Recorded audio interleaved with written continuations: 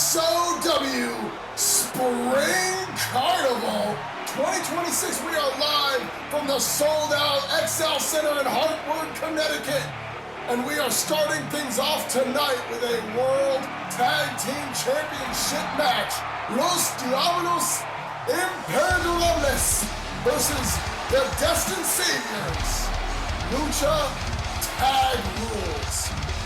As always, I'm here with my commentating partner, MD Punk. And let me know right now, buddy, what do you think of this one? Well, this is definitely the kind of match type that favors the challengers. However, if they were facing any other team, that would truly give them the advantage. But they are facing quite possibly the single greatest tag team to ever grace a professional wrestling ring.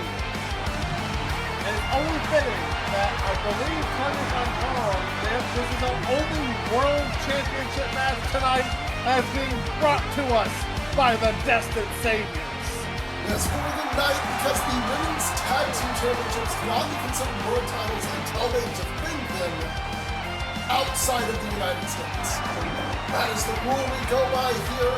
That's why our World Heavyweight Championship has been defended in JEPW. Our World Tag titles defended also in JEPW. And our Women's World Championship defended once exclusively by Hikari Muramasa now. So it's official finally. We've been calling it that, but it's finally official. Defended down in glory. That was a interesting match over the weekend as well. I don't know if you were keeping up with that glory show, but it was interesting to see Hikari go down and put the belt on the line. Unnecessarily cocky, perhaps. We do have a history with wrestlers from Japan stealing our belts. So, don't love that she did it. It's fine that she won. Glad that she won. And not a thing I'll probably say too often since she's with the Paradise. But cool to officially make it an official World Championship. Like you said, we've always called it a World Championship. But I will have to catch the vibe on that. I did not see that live because I was asleep. Oh, yeah, I also did not see it. I definitely was not at it. Would have loved to be, but it was like 3 a.m. here at the time that match came out. Yeah, there was no way. No way. We got beauty sleep, especially with Spring Carnival being tonight. Absolutely. And of course, Hikari Muramasa will go in just about a month's time and defend that world title once more against Aiko Kimura at World Record. We may also, it's hard to say this because the Saviors have been such a crazy team. But it's always possible we could be seeing Los Diabolos Imperdonables defending the tag championships at World Record. You never know. Do I think there's any team right now that I could confidently say can dethrone the Saviors? I don't think there is. They're just on a generational run right now. Yeah, we have hit the 6-month marker as of this show because we won these belts in November during the Autumn World Tag 500. And we're at the now Spring World Tag 500. Usually about 6 months between the two tournament finales. So these are almost, I think, at this point, our longest reigning tag champions. Let me just go double check that right now on my title data sheet. Indeed, they are very close. The actual current longest with 182 days is Death Row. If the Saviors retain tonight, they will slot themselves in to be guaranteed as the longest reigning. They are currently at 175 days. Oh, yeah. So if they retain tonight, they're going to make history because they're not going to defend those titles again before crossing 182 days. Well, yeah, they're not defending them next week. We know that for sure. We already have the card filled out for that. And well, after that, they'd have to lose them on high gear in order to not make the 182 day. Yeah, and look, no disrespect to Gion Carey, but she is not booking that match. Not right now. I don't see her being given the authority to book a tag title match right after a pay-per-view on Hype. Oh! Maybe if it was Hype on Hype. Also, that was a crazy backward. Of course, Lord Barbados, a man who, similar to a certain Messiah, loves those backbreakers. I don't remember what the word was. Oh! He loves kicking people square on the side of the head as well. High kick to the back of the head right after. Judas up first. This is a man who you cannot let up on. He can take quite a lot of punishment, and he's got a lot of experience against Lord Barbados here. Both of them having spent a significant amount of time in JPW. Lord Barbados actually still a competitor with JPW, although tonight he's representing ACLL alongside Diabolos. Taking advantage of that dual contract status that he was able to get between those two companies. Diabolos, of course, fully with ACLL again after his JPW stint alongside El Hijo Asesino ended. Nice counter there by Judas. Got to a tag, set up with a backbreaker of his own. Now it's Kurata and Judas. Oh! In their corner with a neck breaker. Putting pressure on Diabolico. He's got a little American dream in him. Rest American Nightmare. Yeah, I mean, one of the other, whichever one we're going to pick, that was a nice little drop down uppercut. Well, no disrespect to Dusty, but I don't know if... Oh! Whoa! That was a hell of a demon fang into the Dr. Bomb, but a kick out from Diabolico. Just derailed my whole thought on Dusty Rhodes there, but... Sheesh.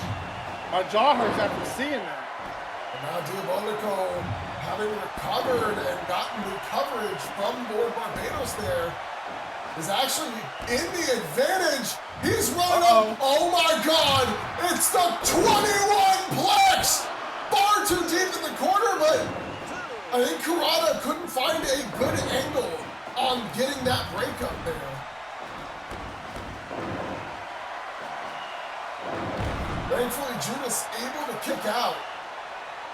We almost saw the tag titles go away. Yeah, I definitely paused for a second. That is not an easy move to take out of by any stretch of the imagination. No, not at all. Diabolico. Oh, there's another Demon Fang. Diabolico, one of the best ACLL has had to offer in quite some time. Huge 5-second Demon Fang there. Goes for the tag. And a tag on the other side as well. Oh, schoolboy into... Oh, wait a minute. The ref, I think, is confused. He didn't come over for the pin count at all there. Yeah, I think... Was he blocked by the sequence with Judas happening at the same time? Maybe. Maybe he couldn't see the pin. Maybe he didn't see the tag. Maybe he realized afterwards.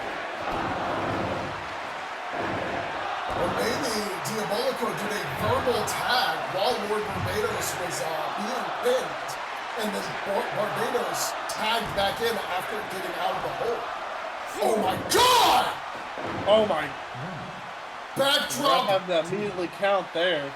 Backdrop on the apron. Diabolico tags himself back in there. Remember, Lucha tag rules requires no contact for tags if you don't want it. And there's that German suplex in the right corner. Judas gets blocked, but Kurata kicks out. That's why I say you can never assume that you've beaten a member of the Destined Saviors. They do not need to rescue the other to break out of a pin. They can kick out of just about any move in pro wrestling. Barbados Now getting Guerra set up in the corner, but a double team move blocked. And now he's caught him, setting sun, but it's not the legal partner. And Barbados takes advantage, drops the knee into a surfboard stretch. Guerra breaks the grip. But you can see the damage was done. He's strained to get up. Now he's trying to win this exchange. Hits a Demon Fang, but gets caught with the Zero Fighter kick to the back of his head.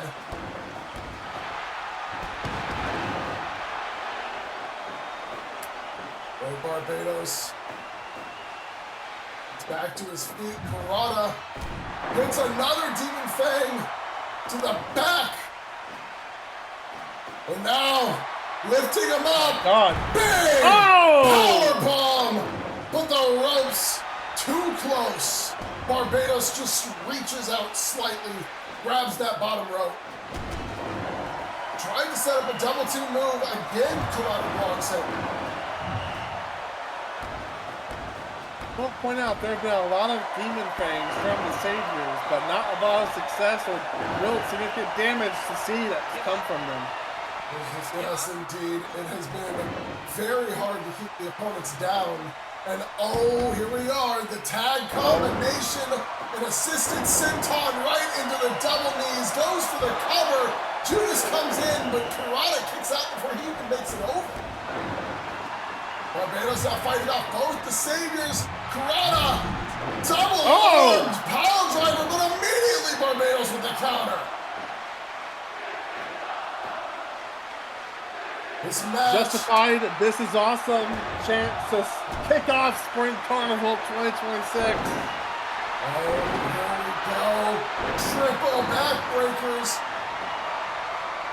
On to Judas as Barbados gonna pull this out. Judas catches him. Aoi, Shoto, Ushigoroshi.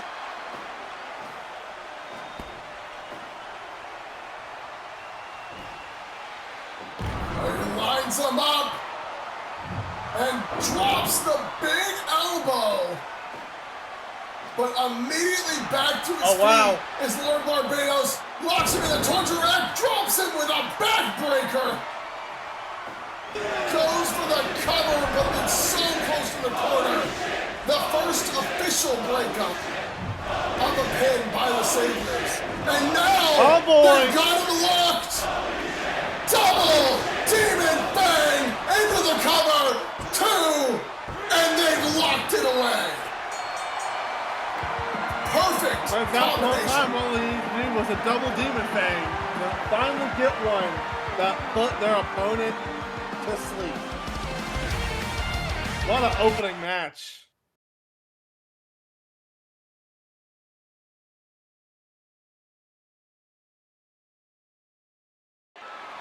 Well, the World Tag Team titles have stayed right where they started, and it is pretty much guaranteed now that the Saviors will become the longest reigning tag champions in SOW history. But now we have to move from that to the National Championship. Tony Lee, currently sitting on 27 days, but he has yet to defend the belt. And they always say you're never really champion until you get that first successful defense. And he's got one hell of an opponent for that first defense. A former national champion in his own right, looking to become a two-time national champion tonight. As already looks to turn this year around for himself. Absolutely. The national champions in the past, starting with Mars Namor, who was our inaugural champion, held it for 42 days. Moving from there to what is still the easily greatest national champion in SOW history, Caster Licton, held it for 238 days, 7 title defenses. Moved from there to Guerra, who held it for 61 days, 2 defenses. And then Byron Mitchell, 113 days with 6 title defenses before he cashed it in for a shot at the world title. After him, Hermes won it at world record, losing it to the man who's coming in the ring right now. He held it for 119 days, 3 title defenses. And as stated before, our current champion is Tony Lee, 27 days. This is his first defense. And don't be shocked if he goes down a similar path to Byron to try and get his defenses in quicker. I mean, Byron, he said 113 days, got his 6 title defenses in. That's the way to do it. If you're going to use this belt in the way that it was essentially designed to be, is to get a world championship match, why take too long?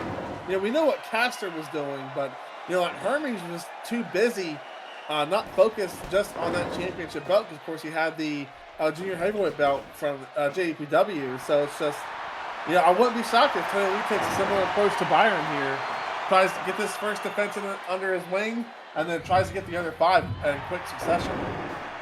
Yeah, the only question, though, is if he does try that, if he does succeed in that, will Byron still be the world champion? Because you know that's his main target.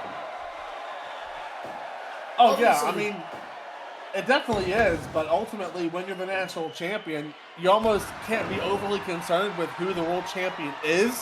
If you're going to get those 6 defenses, you got to cash it in no matter what.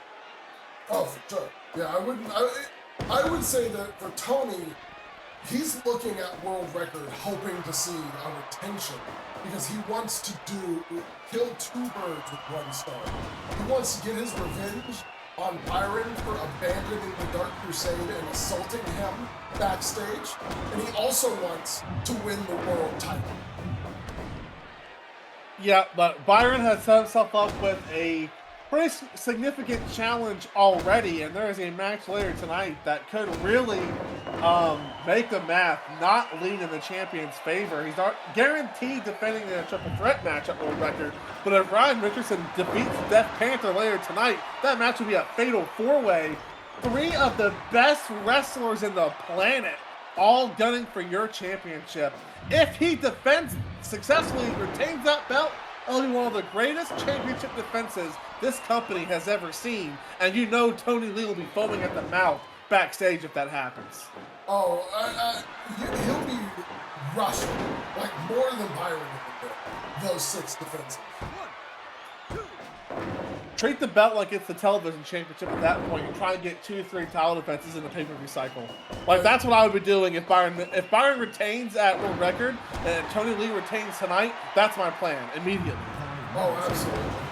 I couldn't agree more, but it's looking rough because Ray already has him set up, lined up. This is a move that has taken out Aaron Payne, and Ray gets the cover too, but no, Tony kicks out.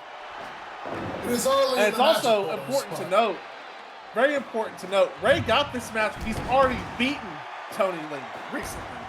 Oh, yes, he has. That's exactly what you're saying is correct. He got that title eliminator by winning a series with Aaron and Manny. And then Tony, the eliminator was originally set up by Hermes, but Tony honored it and gave Ray the eliminator match anyways. And Ray was able to win it to get himself this title match here. Tony Lee setting up 2 Oklahoma Stampedes, goes up top, huge the air he got. Splash. Almost gets to 3, but not quite. That was crazy. Now it's Ray, high kick, goes up top, hits a super rana.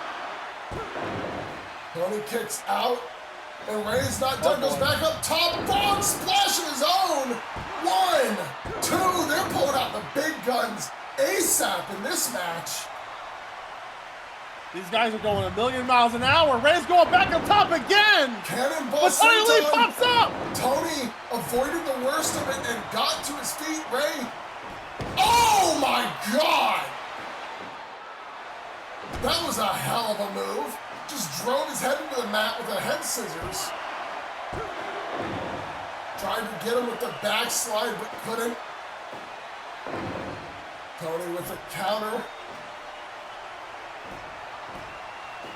As Ray set up, the running elbow to the back of the head. That is how Tony claimed the championship to begin with, but Ray kicks out. Tony, not finished, brings him to the center of the ring, body slam.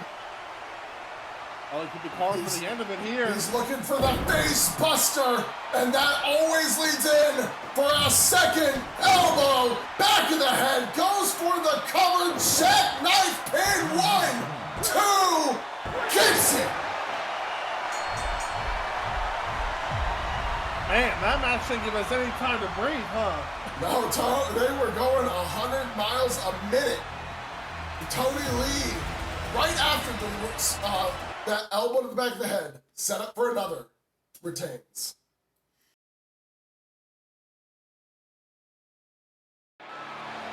All right, and it's time for our next match tonight.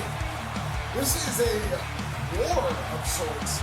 It's the second match in what is, I guess, currently kind of one-sided, though Woods has answered the call. Damian Oxley wants to run through the entire House of Troubles to try and bait or go Tony Lee into a title defense. It's funny and kind of ironic in a way, because a lot of what we were talking about during Tony Lee's title defense is, I don't think he has to go through all that trouble if he wants one. No, I mean, Tony would likely just accept it outright. I think, in fact, what he's done most likely is make it harder for himself, because if Tony is aligned with the house, why would he just go out and say yeah to a guy who's coming out and not necessarily attacking, intentionally antagonizing his allies? It doesn't make a lot of sense from Tony's side, and again, we still have no hard confirmation that he is in the House of Troubles, but it's all just hearsay from Oxley and the rest of the Empire. So the only thing we have for possible suspect is that Aaliyah is at the house. But once the Dark Crusade ended, the Dark Crusade ended, and like Aaliyah and Tony were kind of going on their separate ways for a minute there after they fought against the Paradise. Yeah, and unfortunately unsuccessful against the Paradise as well. It was, immediately to the outside. That's David. Woods took a bit of a tumble there. And, but I guess we don't want to understate here how big of a win this would be for Damian Oxley if he pulls it off here tonight. ZC Woods, it's May. ZC Woods is undefeated this season. Yeah, he's 6-0, I believe. Yes. He is 6-0 entering tonight, undefeated in singles competition. Going this far into the season, and yes, you can argue 6 matches isn't a lot, but in this company where you're really kind of fighting for a spot every week because there's so much talent, like, to be in May and be undefeated at 6-0, that's insane. Yeah, I mean, if you think about it, really, last season, one of our workhorses who had the most matches we had was Ryan Richardson. His total match count by the end of the year was 24 matches. You don't get the, 80 singles matches in a single year that you get up in some of those other companies here at SOW. You really, I think our highest match count overall in the men's division at least was Jay Wukong with 26. And if I go to the women's division, I see Charlie had 25, and I believe she had the most matches over there. So it's not like ZC Woods in May having 6 is a small number, especially when he was out for quite a while. That's 6 in the past 2 months. Yep. And this is going to make 7 if he wins here. I mean, even if he doesn't win, it's 7 matches at least. As he stalks up on Damian Oxley. Spine buster, goes for the cover, trying to end this early. It only gets a 2. We need to deal a little more damage than that. Oxley lifts him up and drops him down, body slam into a standing moonsault. ZZ Woods gets out of the moonsault cover and rolls to the outside, but it doesn't do him a whole lot of good as Oxley just backhammers him with that elbow. And is maintaining the momentum all on his side at the moment. Woods still trying to fight back, drives Oxley's head into the mat. Oxley with the counter. This is what you want to do if you're Damian Oxley. Keep the pressure on as much as possible. Don't give Woods room to breathe, because the more he can breathe, the more he can do. And we know Woods, as much as anybody else, can inflict some big damage with high impact. Oh yeah. 2. Especially if he gets you up on the shoulders. It's been a long time since we've seen Woods hit the end of troubles. He hasn't really been going for it. Oh my God, catches him with the half Nelson slam. And now it's Woods sending Damian to the outside, follows him out. It looks like he's dropping the big elbow right across the forehead, but I think Oxley moved. I think he did too. Now Oxley able to go on the offensive on the outside. Oh, but that only lasts for a moment. Guillotine choke applied here. And now Oxley reverses it into a figure 4, count him to 7. 8 now. Oh my God. There's no way. Oh, okay. TC Woods gets back in right before the 10. I was a little worried there for a moment. Yeah, eyebrow definitely went up. Oh my God, Oxley just right back to his feet as Woods was saying it was over. And the screw elbow, that crack shot into a blackout. But he's not done, it looks like, laying in the kicks. He knows one blackout's not going to get the job done. And he's correct. What we've seen so far this year. Oh my God, these Guerra step kicks. And here we go again, another blackout elbow, lifts him up, over the shoulder, system shock, into the cover, 1, 2, holy shit! Whoa! What a statement win for Damian Oxley, oh my God! Well, the dream of a perfect season for CC Woods comes to a surprising, dominant end. That was a hell of a sequence.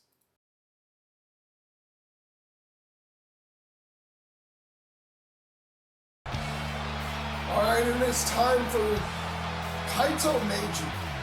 He's going to be teaming up with Payne is Unbreakable tonight to take on the trio of Manny, Inigo, and Diabolos. This is interesting because Kaito is here not with his stable, the Salvation, but with somebody who's been trying to move or recruit into the Salvation, and Aaron Payne, as well as Aaron's partner, Daichi Knight. Which, by the way, this team on paper, absolutely insane. What a trio that's formed here. But yeah, this is definitely, of course, Kaito is against all of the Paradise, but this feels like a very strong recruiting tactic by him. Aaron rejecting his invitation, saying that his business is his business and he doesn't want to really get involved with an all-out war with the Paradise, but the Paradise has been bringing the war to Aaron, whether he likes it or not. Well, that's what happens when you're targeting one of their members and homies. You're not gonna, if you're the Paradise, you're not gonna just sit back and wait for Aaron to come to you. You're gonna go ahead, especially the way they like to go. They weirdly like to fight. I don't think Byron gives a shit about it. I don't think he cares about winning, losing, complaining about it. I think that is more on the Kevin Daniels side. For Byron, he's just interested in the fight. Having the world title is just an easy way to get people to come in. Also, it's brand new. That's all it is. A big But you know how crazy, like how different SOW would be right now if Aaron wasn't hyper-focused on Hermes? Just throwing this out there, but Payne is Unbreakable is technically the top-ranked team. They are 3-0. If Aaron wanted a tag title match with Maito. They did it. Oh, most likely.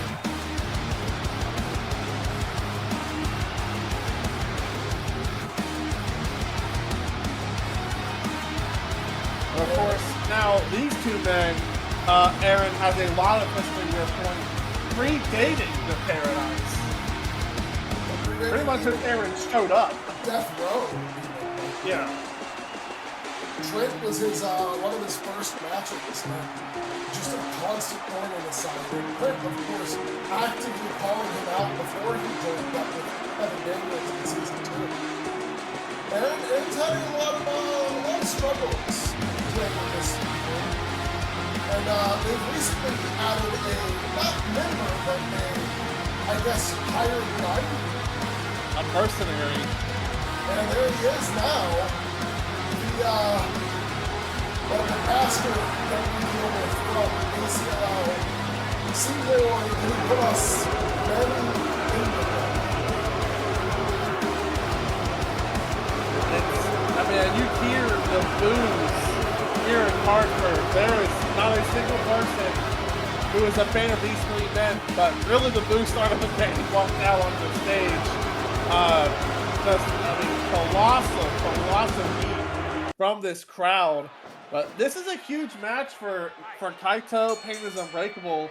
I mean, if they win this match, I mean, it's a very strong case for Kaito to get Aaron and Maito to join their cause. And for Aaron, it's like, okay, Death Row's out of the way, Manny's out of the way. That's another obstacle that's protecting Hermes in his eyes. Absolutely. And Maito's just here for the vibes. Oh, yeah, I think Maito just, he seems to have a really close friendship with Aaron Payne. Yeah, started off as just like a cool, like two awesome dudes from different companies teaming up, but a genuine friendship and tag team's been born of that. Of course, Maito, the Unbreakable one of the most entertaining and fun wrestlers to watch, just from a pure wrestling standpoint. This man hits hard, smacks you down, and you'll just never have a bad match. And honestly, again, I'll just keep talking about this every time Payne and Unbreakable is probably wrestling together. But man, if Aaron could just get his Hermes butt out of this system, can you imagine how awesome Payne and Unbreakable versus the Destined Saviors would be? I can, actually. I can imagine it very clearly because I have seen Maito Daichi alongside Ikeda Kenta take on the Saviors in the past. And those matches were absolutely excellent. So if you just slot in Aaron instead of Kenta, I can't imagine anything but a 5-star banger. Minimum. Meanwhile, of course, SOW is probably most consistent performer, despite his attitude. Trent Taylor in the ring right now. A lot of people have commented online the shock at how consistently good Trent Taylor matches are. Because, I mean, when he came to the company, everybody just thought he would be cheating on him. He is. You know, So he is. It's still true. But, you know... Two things can be true at the same time. He's been the SOW workhorse, but he's been a cheating prick the entire time. Absolutely. And I think some of the most surprising match of the year contenders we've had have always involved Trent Taylor putting on one of the biggest classics he could have asked. He's even done it this season. To the point that, like, when we got it, I kind of missed seeing him in singles because of how good that match was. Yeah. Every time, it's like, it's kind of almost exciting that the Paradise is up, he's busted Aaron open unshockingly. It's almost exciting. Jesus Christ, he really busted Aaron open. Holy cow. Aaron's gushing. Goodness. So, Aaron's been bleeding, it feels like, every time we've seen him lately. So I just don't think his face has been able to heal. Nice dual super kick there. Aaron off the top rope. And Maito at the same time. I think that was an unintentional tag team move from Payne and Unbreakable. That was, I mean, we've actually seen Payne's Unbreakable hit some of those combinations before. I don't think you got to see it because it happened on High Gear last. Oh my God! Jesus Christ, give me a moment to talk, people.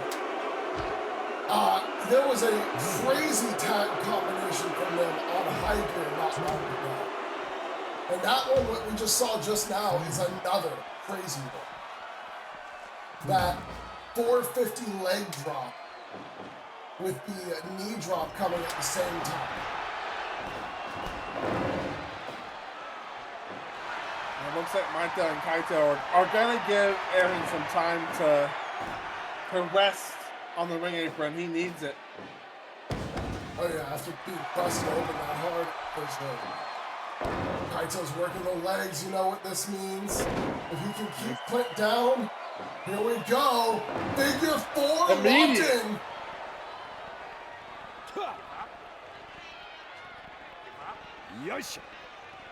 Oh, the ropes. He tried to put his back to them, but Clint actually, it just has long enough limbs to reach them anyways. And we got that 1 foot barely touching the rope. And of course, the referee's going to see that every time. Oh, yeah.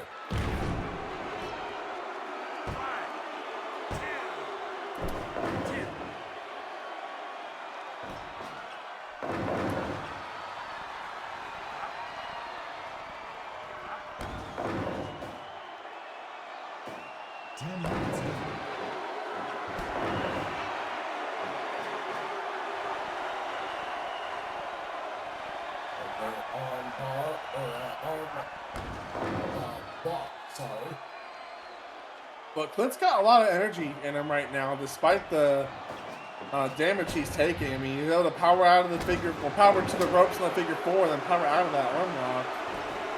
Oh! Solid jumping bulldog there. With some immediate disrespect from Manny, but Kaito sending Clint to the outside with a couple of stars spinning around his head. Now he's got that trying to choke applied onto Mr. Inigo. Now it's Mr. Inigo getting his legs tormented by the Golden Star, who locks in the STF. Manny moving very slow. And quite the opposite of Clint's performance in those big submissions. He was able to let go. And now his legs are being targeted. Oh my God! Immediate! That's going to lead to a breakup performed by Death Row as Trent with the curb stomp. Double super kicks to Trent. Immediately gets caught, but now Manny has gotten what he needed, the advantage over Kaito here. And Death Row comes back in. Trent once again, decapitator! We cannot have Manny Inigo get a victory over. What? Death Row is just coming in here. They are in a very violent mood all of a sudden. They want to take Kaito out. Well, think about it. You injure Kaito, that's one less challenger for Byron at world record. Well, but we got tags on both sides now. Manny actually might not know the game plan there because he let Kaito tag out and went to tag Trent. And Trent looked a little irritated. Yep. These the mercenary not on the same page with Death Row. Now they're stuck fighting is a crazy sentence to say, but stuck fighting the Unbreakable one. And he gets the arm lock in. Manny was going for the bat when he gets sent out. Told him you either leave now or you get DQ. Trent picks up the bat and the ref is like, hey. Well, we expect to see that from Trent, but I guess Manny's not exactly known for. Oh, Argentine neckbreaker goes for the cover in the right corner. Manny can't make the breakup, and that is it. Oh, that got it. Well, there you go. That's a huge victory. Maito, what a statement from Maito. I will say, one thing to note, they didn't tag Aaron back in after that busted open.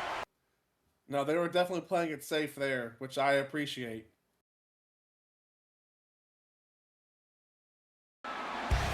All right, it is time. A world title opportunity for the Dragon Slayer is on the line. If he can get through the heartless Death Panther here tonight. Okay, so just gonna throw it out there. As much as it hurts to say, this will not be easy for Ryan Richardson. This wouldn't be easy, baby. I don't think it's unfair to point out that this man is a multi-time world champion across multiple companies. He may not have accomplished that here in SOW yet, but realistically, going by his history, it could only be a matter of time. However, it's always good when Ryan's feeling this confident that we hear this thing.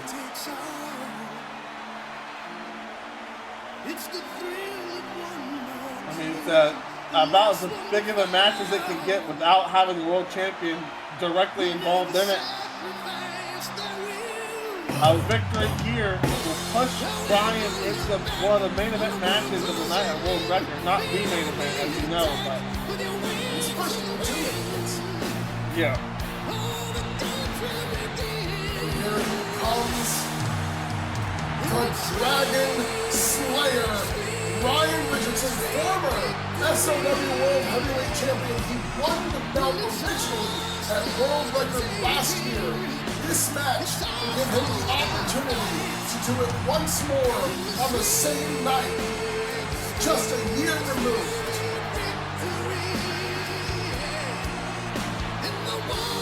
And funny to point out that the man that he beat at World Record last year already has a guaranteed ticket for that match in 1 month. Yes, he does. And Kaito Meiji both guaranteed to have a title shot against Byron Mitchell at World Record. And Byron is looking to slay all of the people coming after him in one fell swoop. Be it Ryan losing to Death Panther here tonight, or winning and facing him in that fatal four-way. Either way, if he retains at World Record, that's 3 opponents who have been chasing after him. He will no longer be on his radar. Well, especially Ryan, at this point, he would probably get a reduction. Does he get a reduction if he's pinned? Only Correct? if So he's if Ryan pinned. gets pinned, he'd have a absolutely massive reduction. That while he's a guy capable of working back from that, it would probably take most of the rest of the season to do so. Well, this Grand Prix is coming right up, so even if he were to take that loss, if he's in the Grand Prix, that's at least like 7 matches. So That's true, and Ryan has already won the Grand Prix once, so we know he can do it. absolutely. So it's possible, and the same goes for Ali. Ali's in the same position as Ryan, where he's already lost a title match against Byron. So this would be the second title match against Byron and would be prone to the additional 5-point reduction. Oh, look at this. I was going to say, one thing to note, Byron did state this is a no-holds-barred, falls count anywhere match. That means there will be no ring-out counts, there's no DQs, it's just pinfall or submission anywhere within the arena will net you the victory. However, I can imagine Ryan's goal is to keep this in the ring as much as possible. Yeah, I mean, the added stipulation by Byron was to simply really stack the deck against Ryan. Absolutely. Those stipulations are not his forte. No, Ryan's forte are Iron Man, 2 out of 3 falls, those kinds of match stipulations. Last man standing even would be a little more in his wheelhouse. But here, this kind of matchup for Ryan is the longer he can keep it in the ring, the better things are going to be for him. Because the more Death Panther's going to have to work his style, rather than getting to utilize the weapons and I was going to say the more brutal tactics, but that's fucking brutal right there. Just slamming the knee into the mat over and over.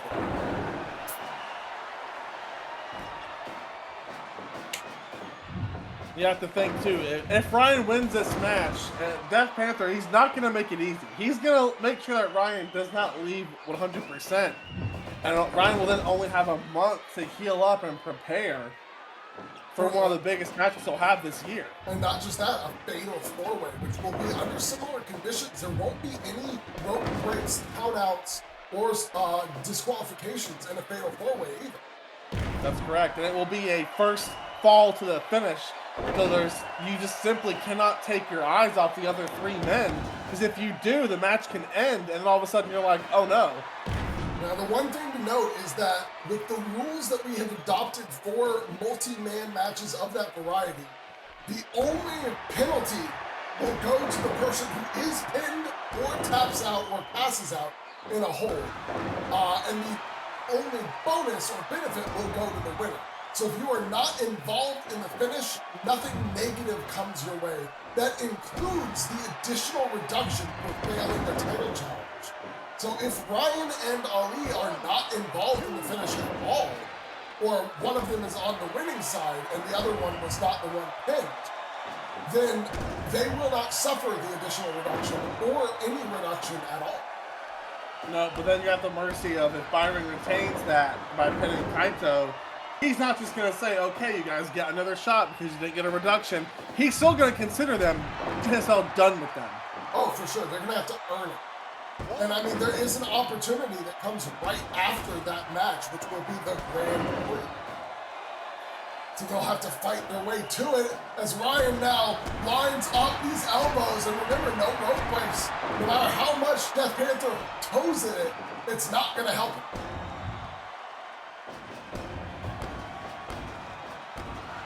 And that's where, you know, a stipulation like this, even though it's not Ryan's forte, can be just as detrimental for Death Panther, because Ryan doesn't have to worry about having till 5. He can just unleash as many strikes and submission holds as he wants to.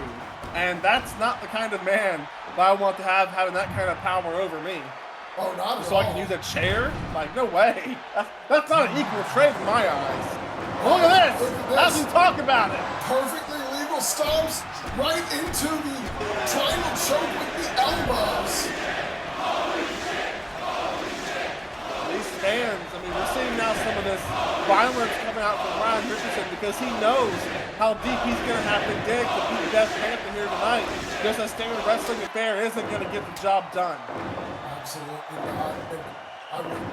If somebody's willing to bring out the violence, it's Ryan Richardson. When it comes to these holds, when it comes to these strikes, he will do what is necessary to weaken you for his submissions.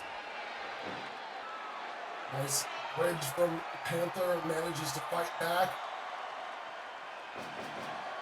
Oh, very solid counter there. Gotta give him credit where it's due. Couldn't win the test of strength, so he used the leverage in order to flip Ryan over.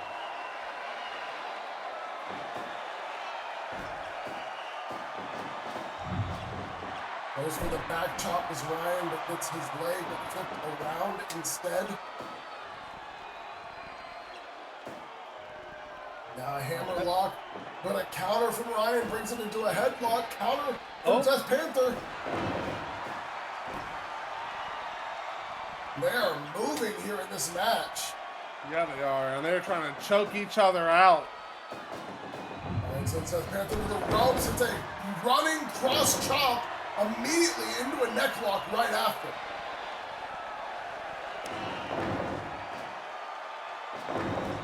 And Panther punches him off. Ryan gets back up and immediately locks in another. Panther couldn't even move. Goes for the hit again, gets free.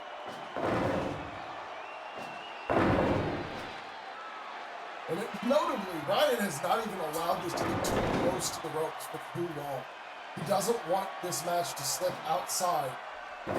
He's been avoiding it almost the entire match, walking back towards the center of the ring even now.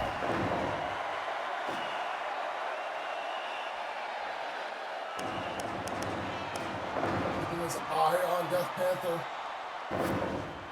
Now, raking the eyes afterwards. Again, Ryan not afraid to get a little down and dirty. Oh, but Panther actually suplexes him. Ryan slips out for a second. only just to get the recovery before he comes back into the ring, not giving Panther time to follow him to the outside. Now look at this. Oh, there's that high knee strike in the corner. Panther was trying to go to the chair, but Ryan stood up and got better at it. And then he'd rather go for it when Ryan's fully down. They backed up the Ryan to his feet immediately. I thought maybe he was going to try a Bisaiki there, but looks like he changed his mind and went for another jumping, leaping forearm instead. Ryan's measuring his strikes very... Oh! Perfectly legal, unfortunately. And now, can Ryan get some momentum back? He's going to try. Arm drags. And then an arm bar afterwards. Give up.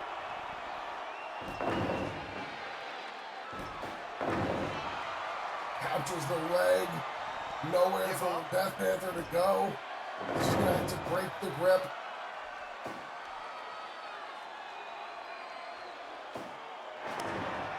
Here comes a series of chops right to the chest. And then a nice sleeper backbreaker almost. Death Panther trying to keep up with Ryan's technical prowess in the ring. Actually coming on top in that exchange, but didn't lead to much. Ryan managed to get the chokehold in. Kick to the side, goes for the cover. Sends Ryan into the corner. High knee. And knee to the chin. Now Death Panther thinks he's got enough, gets the chair. Uh-oh. Ryan takes it out of his hand. Death Panther boots Ryan in the face right afterwards. I felt like he was daring Panther to swing it, but you're not going to just get Death Panther to do what you want. Once again, Death Panther gets Ryan on the outside, tries to fall him out. Ryan sits straight back into the ring. He's going to avoid that outside brawling as much as possible because that's where the weapons become the most dangerous for you. At least in the ring, it's easy to keep track of them and where they are and how many there are around you. Once you're outside, you just pull out as many as you want.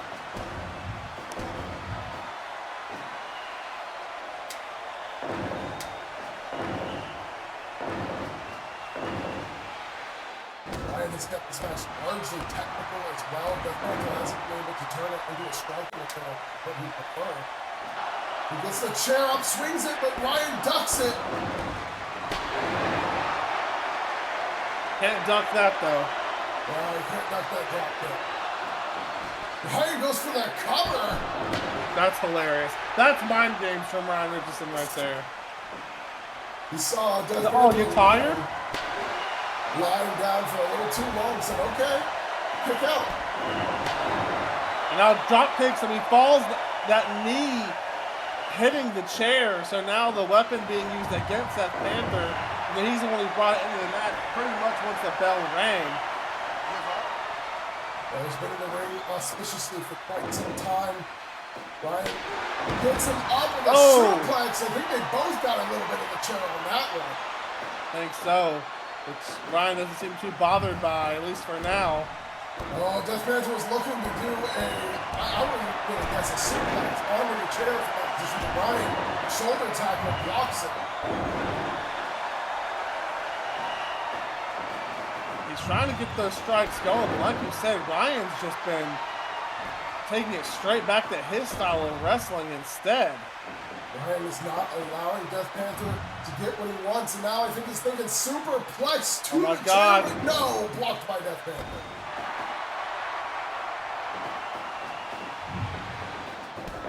Another drop kick, off the rope rebound. Ryan's been going for those quite frequently here. And they're taking their toll on both men. Into the corner again. Drop kick this time in the corner. Reversal from Death Panther though. Goes up top. Moonsault lands right across the back. Flush. Ryan took all of that. However, I think Death Panther equally tired out, both men up at basically the same time. This is fast, still quickly becoming a war of attrition between the two of them as Death Panther shoots out a breakdown but can't hold for the cover. Ryan pops up immediately. And of course he grabs his chair, sets it up. He's not thinking it. Oh, now he wants to take it to the outside for the third time. And this time he's not going to give Ryan time to get back in. He runs to the outside, catches Ryan, sets him up onto the light tube with the breakdown. Jesus.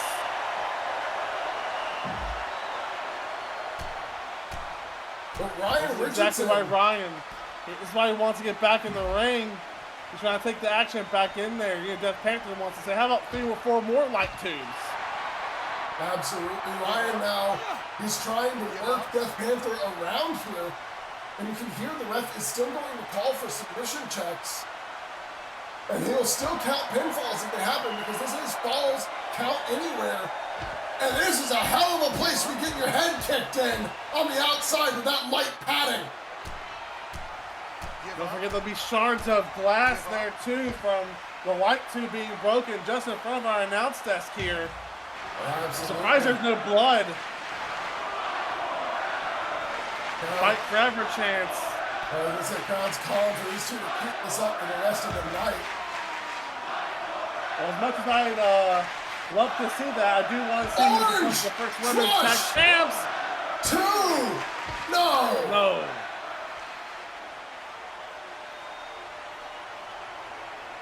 Those men clearly tired out from all this fighting, especially the last few bits on the outside.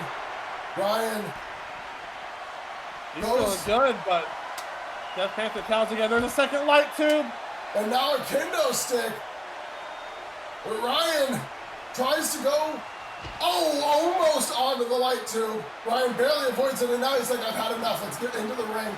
Comes off the ropes. And hits a shoulder tackle, but it doesn't take Death Panther down as he hits a tire bomb.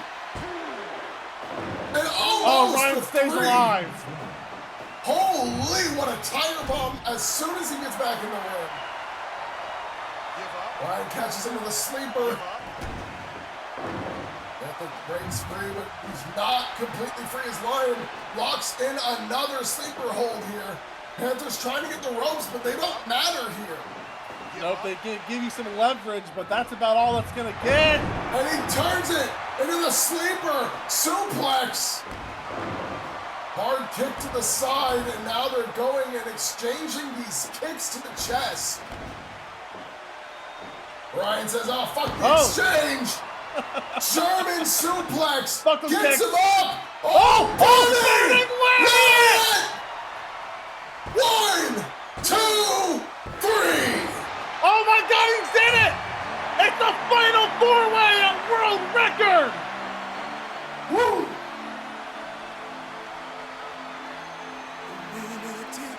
Pencil that in for a match of the year contender tonight and at world record. Just throwing that out there early.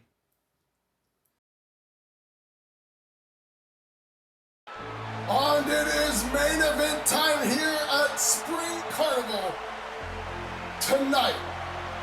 Right here in this match, we find out who is gonna be the first ever SOW Women's Tag Team Champions.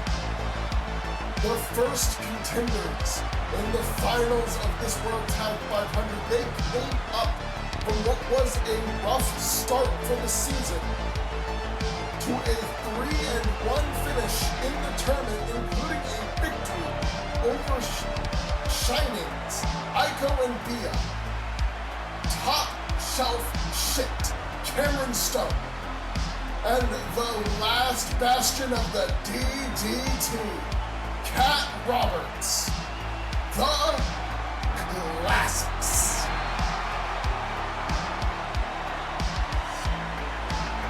This has got to be my favorite.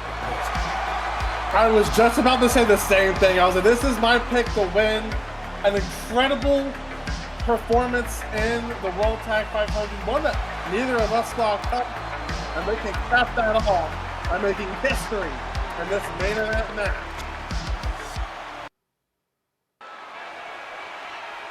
But of course, their opponents nearly undefeated. It's gonna be the team of the genuine article, Charlie Scene, and the High Priestess Nephthys, the Bangers. They've only lost one match. However, the match they lost is to a team that the Classics have beaten. So it brings in the question of which of them actually has the stronger momentum pool in this tournament, in this fight. Well, I don't want to give unnecessary credit to either team in this instance, and this is not my bias towards Via Clint coming into play, but the Bangers did lose clean to Shining. However, it is important to note, the Classics did not pin either Kaito or Bia. They won via countout. Now, a win is a win, but not all wins and losses in this sport are created equal. And if you didn't pin Kaito or Bia, I can't say it's the same thing as just outright defeating them in the middle of the ring. That's fair. For me, I think the showing that Cameron Stone made with those 3 separate DDTs, keeping Kaito down, it's impressive enough, in my opinion, to count it as a true win. Because keeping Kaito down for 10 seconds is about as hard as pinning her. It's not exactly the same, but it's pretty damn close. And it keeps that DDT. I mean, you know that if they get hit by it here in this match, it's going to be a potential nightmare for either member of the Bangers. Of course, speaking of kind of, this match is already making history no matter what, right? But Nephthys could be able to do something extremely rare within SOW. We've seen people hold 2 belts in the past, but never 2 SOW titles at the same time. That is 100% true. This would be, if Nephthys were to win, the first competitor in SOW to hold 2 of SOW's titles at the same time. It's technically through a technicality of the women's tag titles, the special rules for this division, with it being just significantly smaller than the men's. This is not possible for the men's division. No, in the men's division, because of the size of the men's roster and how many tag teams we have there that do not include singles competitors, it's very easy for us to keep those belts separate. Whereas here in the women's division, almost every tag team is also 2 of our singles competitors. So you've got to allow both belts, them to hold the tag and the singles belt at the same time.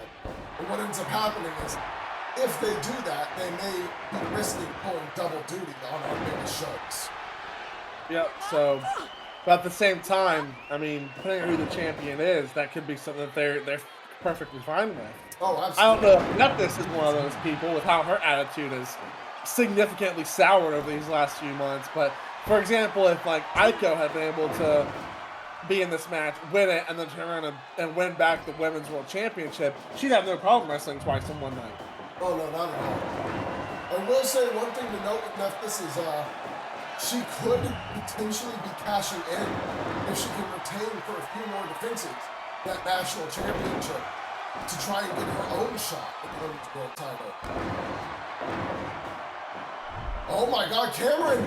Oh wow! Is that the second already sharpshooter being locked in? Cameron's trying to put this to bed early. She wants to send these people home early tonight, but I mean, no offense to her, we both picked the Classics as our favorites to win, but you know, I don't want my main event to be that cool. I don't think they care what we want. They care about getting those titles. However, I don't think that the Bangers are going to make it that easy for them. One thing to note in this match, technically speaking, this is one of the rare moments where a count-out victory would lead to a title still being won. Yep, champions have to be crowned tonight. There are no exceptions at all. Of course, I would be quite disappointed if that was how we got our first women's champions, for a count-out finish. Unless it was 3 DDTs from Pat Roberts. I was going to say, going right back to my point that while win is a win, not all wins would be created equal, and there would be probably immediate tries for a rematch between the two. Oh, I would imagine, yeah, a rematch would be coming short. But right now, Charlie seen in control in the ring. The hail of blows that she is known for gets tossed to the ropes, though. You can already see Cameron Stone is tiring out here. And Charlie isn't even going to try and let Cameron wear her down. Instead, tags to Nephthys quick. And Nephthys sends Cameron out of the ring. Cameron taking the time to recover. And Nephthys is in the way between her and Kat if she was thinking of a tag. Ooh, cranking the neck here. Elbow to the top of the dome. And Cameron was thinking a tag. She slips away and hits it to Kat Roberts.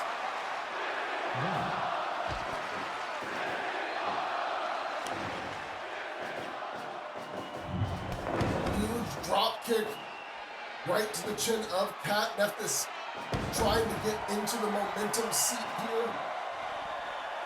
Kat Roberts slowing it down with these headlocks. It's Nephthys' turn, applies a sleeper. The Kat gets her up, tries to go for a German. Nephthys with the back elbow counter.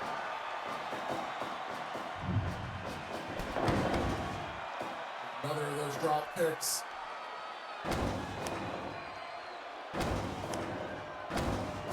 Low exchange here. That comes out with Nephthys on top. But Kat slips behind, goes for a backdrop. A reversal from Nephthys again. Those back grapples not going well for Kat right now in this match. Ref down. It's not good. That's a little dangerous here. The bangers can and will cheat, so glad they don't get the opportunity. Ali Hayne able to recover relatively quickly there. Must have just been a very light blow.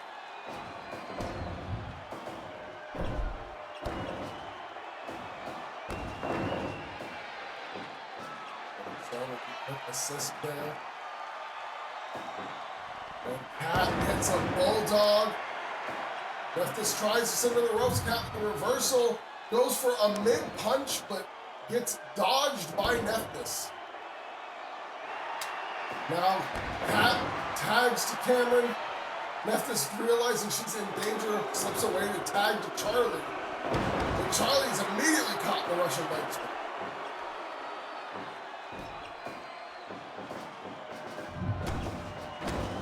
Nephthys is thrown away, now has to go to the outside as an exchange here goes in the favor of Cameron, who immediately covers Charlie right in front of Nephthys. Nephthys doesn't even bother to come in for the save.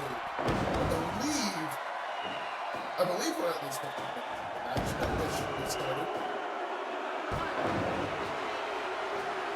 Both sides of the snow, it's not 100% sure, but either way, still, the way these two teams are wrestling each other, don't think there's any fear of a surprise pinfall. It's going to take a big finishing maneuver. There's no other way. Oh, I can agree with that.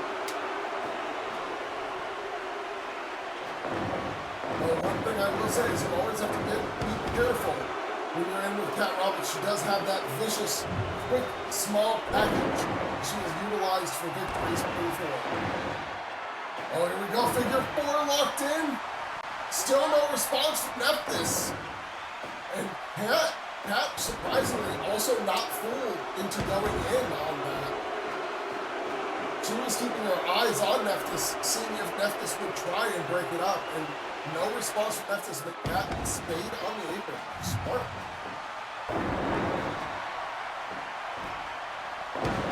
I've got to assume that I think you're right by this point. It's just conscious decisions by both sides. That's what's going to be the woman for the bangers. And it's with the stakes of this match, the first ever women's tag team champions. You do not want to get caught wasting a cut play. As much as you can avoid it, absolutely. Oh, wait a minute! SOW special! Ah, pay-per-view main event, SOW special. We don't get to say that very often. Beautiful drop kick response from Nephthys, though.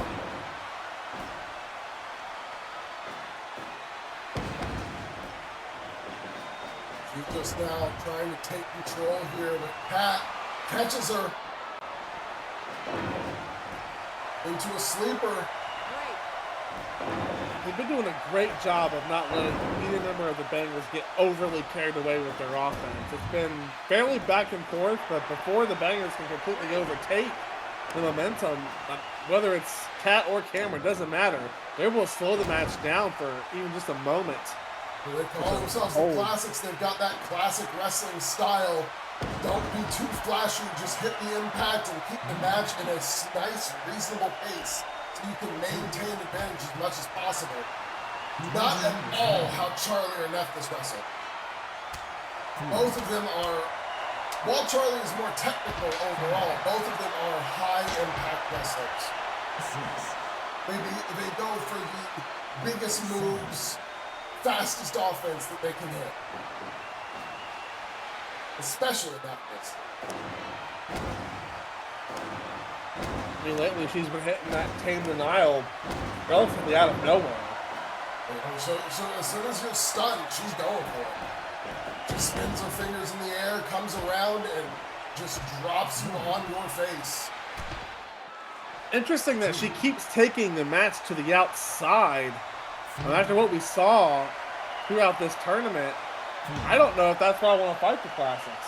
Well, it's certainly not where I want to fight Kat, because we've seen she has no fear of just DDTing you out there like 3 times. And then I think we saw what Nephthys was thinking, because I believe that's a light tube on the far side of the ring there. And now she gets a Boston Crab for her troubles. Yeah, Nephthys was definitely thinking, outside it's legal, I'm going to use weapons if I can, and Kat was not giving her the opportunity. Double clothesline, immediately into a jackknife, but Kat still says, nope, not a word. Even this late into the match, Pat Roberts is not concerned about Cameron Stone being pinned after a double clothesline. Double team again here. Nephthys throws her to the corner, throws Charlie after her.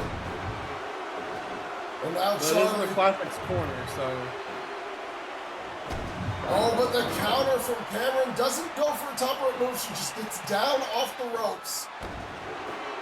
And Charlie fights her off. Thought she was thinking tags, but then she's got a few of those body shots in on Charlie. Charlie backslides into that high kick, showboating a little bit here. All these cartwheels.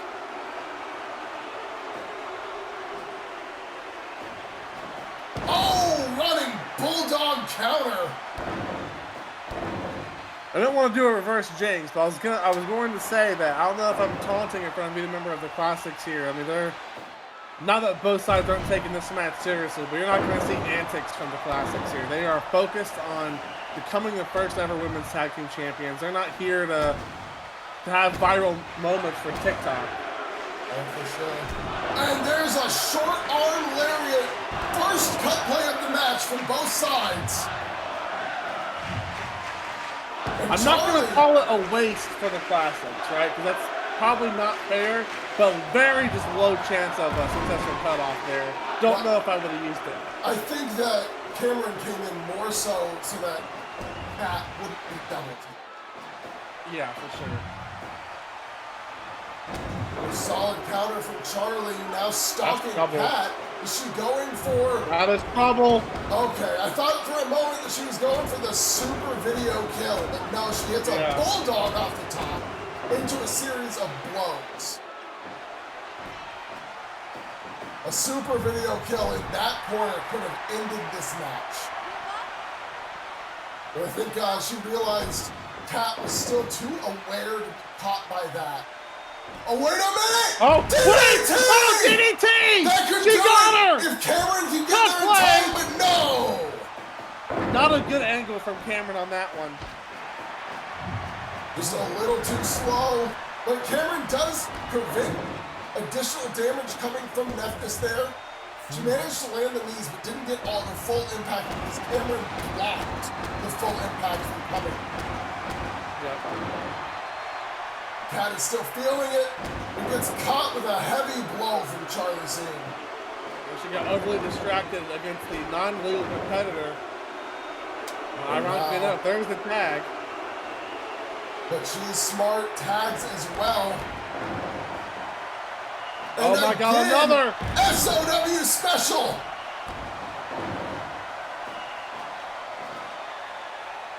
Can they capitalize? Winning that exchange there in the corner, and they're in their corner. If there's any moment to try and steal this match, pile driver! That could do it! Pulls her away from the ropes, goes for the cover, and it was blocked, but Nephthys was able to kick out. However, oh my God! Wait a minute! DDT to Charlie Cena again! That's gonna make it so Nephthys may not want to tag out anytime soon. Because Charlie just took the second DDT that she's taken this match. You can even see her slower to the cut play attempt there. Couldn't prevent Cameron from breaking, or Kat from breaking it up.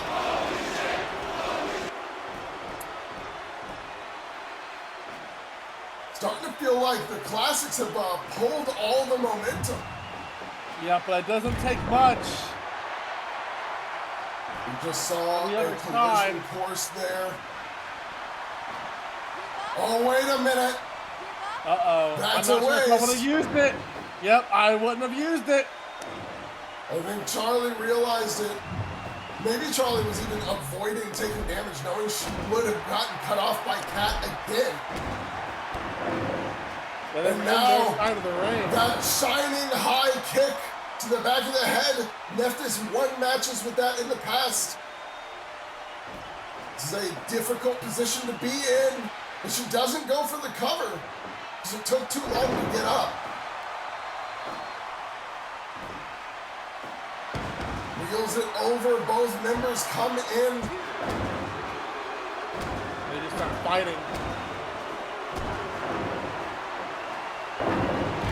Oh, what a my suplex, God. but Cameron catches the ropes immediately, sends Nephthys to the outside. Now, coming off the apron with a sledgehammer, says, "You're not tagging here." She's just putting the hurt on Nephthys out here. So it's back in the ring. Nephthys catches her. Neither team making a couple attempts. I think the Classics are out, and that's why Charlie's holding it out. Charlie sees this. She's thinking, okay, double team opportunity here. Small package. Oh, Kat was able to come in there. That had to be referee granted. Well, it looks like it may be leading to, well, actually, could be leading to disaster. I think Cameron slipped, or not Cameron, sorry, Charlie slipped out of the grip there. Kat deciding not to continue the attack just in case it went badly for her. Yeah, but this momentum has completely shifted back into the Bangers corner here. Oh, Dragon suplex. Can Nephthys capitalize on that? No.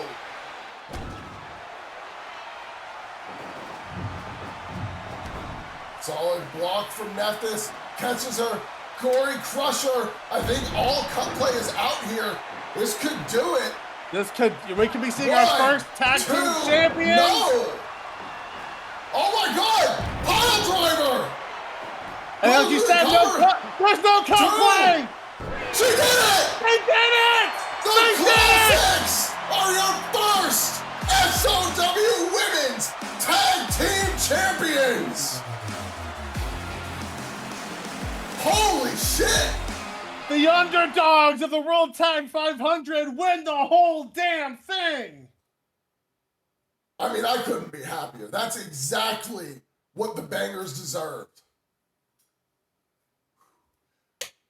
Well, everybody, what a great note to end. I think this night couldn't have gone better. We had Death Row losing, Death Panther losing, the bangers losing.